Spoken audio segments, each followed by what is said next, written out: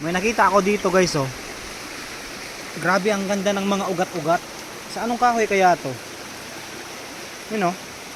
Yung ugat niya parang kulay gold. Na parang kulay green. Yan oh. Kakaiba yung ugat. Yan. Yung kulay gold. Yan o yun. Yun o. Sa ilalim mo. Yun o. Kaya yan. Uy. Oo. Ano kaya to? Nakakain kaya to?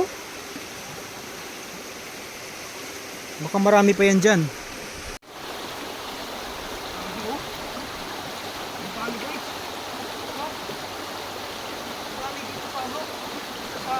Gamot na to oh.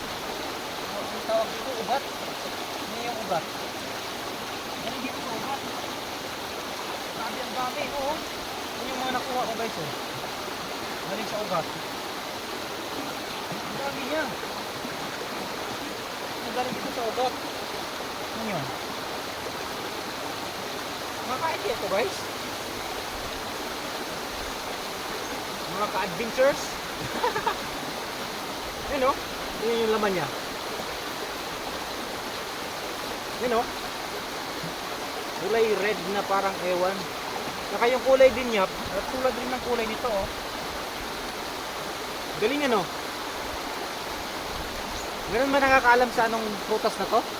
Galing sa ugat na to. Tikman nga natin.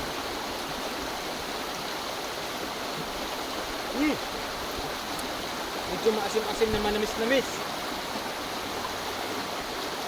Pero yung ano niya, balat niya, nakakain ni siguro to. Bleh. Hindi. Mapait. Grabe. Tapos may kulay pa. No? May kulay pa siya. Hindi nakakain yung balat. O yung mga isda, kumakain na oh. Ano to? Alam niyo itong lutas na to guys? Paki-comment naman sa comment section kung tama ka itong napuntahan ko. Baka hindi na to Pilipinas, baka ano na to, ibang mundo. Ang gulo kasi sa Pilipinas, daming kurap. Kaya tuloy itong mga prutas na to nakukurap na. Imbis na sa punong kahoy to kasi mangustin to, dito na tumutubo sa gilid ng sapa. Mangustin lang to. Oy, content lang yan. Kung personal eh.